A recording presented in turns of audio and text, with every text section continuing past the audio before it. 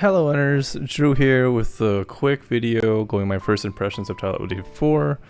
I want to talk about all the new stuff that I've run into, how it might relate to the updated builds of Title Update 4, so let's go right into it. So the first thing to talk about probably is the Volcana switch axe.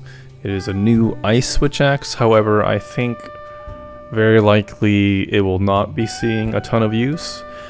The Kushala switch axe and the Lagombi, they just deal a lot more ice damage, and with switch axe dealing as much element damage as it does, there's no way that the Volcana switch axe is going to be better in situations where the element ice hit zones are good, which are 20 or higher. However, I can see that the Volcana switch axe could be okay for lower ice element matchups, kind of like when you would use the Daimyo Hermitoir water switch axe, like against Megmalo or Scorn Megmalo or something like that.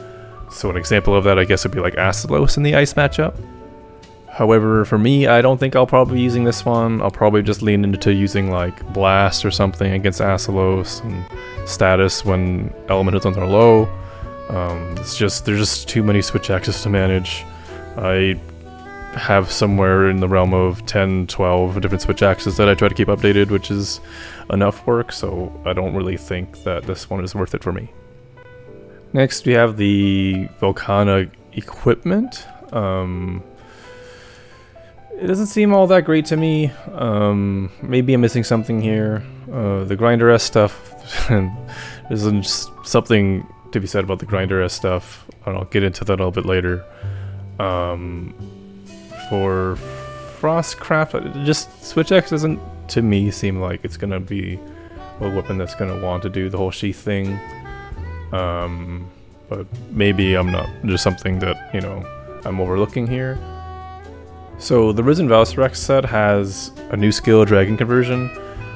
This skill sets your element resistance to 0, and from what I can tell, any positive values that were reduced to 0 are added to this conversion into element damage. However, anything that is negative gets brought up to 0, so you actually gain resistances in those cases, and it doesn't seem to detriment your overall contribution to the element conversion. So you can slot in skills like element resist to increase your resistances, to increase how much element you get out of this. However, I do think the builds are already pretty tight in terms of number of skills you get in, but getting 3 or 4 element for a 4-slot decoration seems okay, but it will really come down to the opportunity cost there. I haven't really looked at this at level 3 to see what the conversion rate is, but also using 3 pieces is pretty taxing, and you will need to get some pretty sweet augments, I think, to make up for different kind of skills you might be missing. Like, we won't be getting Powder Mantle like this, very likely, right? And you can augment in Powder Mantle now, but that's the level of RNG that you'll have to work with. Really standout pieces to me are the legs. I think the legs are really good, which is kind of unfortunate for some of the builds that I have been using, because I use the Chameleos legs and the Flaming Esmenas legs a lot, but I think these legs are really good. We get the crit boost, 2 attack boost. The stun resistance is just nice that it's free on there too. Level 4 slot, level 3 slot, really good. And we get augment a skill in there probably too. A lot of value there. I think the gloves are also good. I think they're a better version of the gold Loon Braces. And it's effectively very similar to the skill budget that you get from the silver Loon Braces, except you get 3 skills that are useful: 2 crit boost and attack boost, and we can augment it to upgrade that level 1 slot to level 2 slot. So there's a decent amount of flexibility in it, and I think I'll be looking to try to use these if I can. And for the element sets, I think the chest is the way to go. You have 2 level 4 slots. The dragon resistance is nice for free with dragon conversion. It seems like this is the one to use if only running 1 point is the way to go, but I think it's still to be seen if 3 points can be really worth it, but it has to be really good, in my opinion, at level 3 for it to be worth it. Like, raw is still a decent amount of our damage, and we can't sacrifice that many skills just for, you know, 3 element. So the other new thing is that all your augments are going to be these basically free bonuses for unlocking anomaly slots. Basically, it seems like Capcom is incentivizing doing it because it seemed kind of really silly before, where you put so much work to unlock 1 slot and all you get is 3 element, right?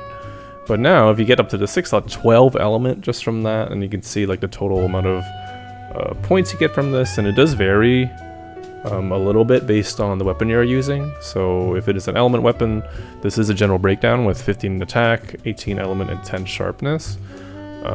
For a status weapon, you'll see that the breakdown is more attack, so 30 attack, which is a lot. It's pretty substantial for the status weapons to get 30 more raw, and the sharpness is just a nice bonus. One thing I wanted to bring up is that it is a bit, unfortunately, counter to the grinder-esque builds. If we look at the Ibushi Skyfall, for example, if you get to the 5th slot, you are adding 10 sharpness, which goes against the grinder-esque like strategy of trying to burn out your sharpness. I think the Skyfall still has, you know, only the 20 hits, so 30 hits isn't all that bad. But I've been really leaning into wanting to use the Lucid Nargacuga because of the poison and using build-up boost and all that to take advantage of the extra damage on top of having grinder-esque. But it's just so unfortunate getting 10 more sharpness, like, without a choice. And it just really kind of messes with the build. Because I was pretty excited, actually, because now we can take Rampage slot up to level 1 to level 3.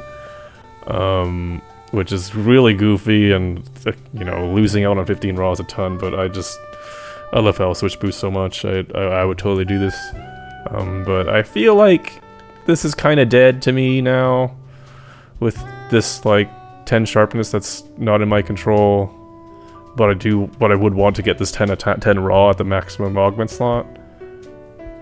So I think it's pretty unfortunate, but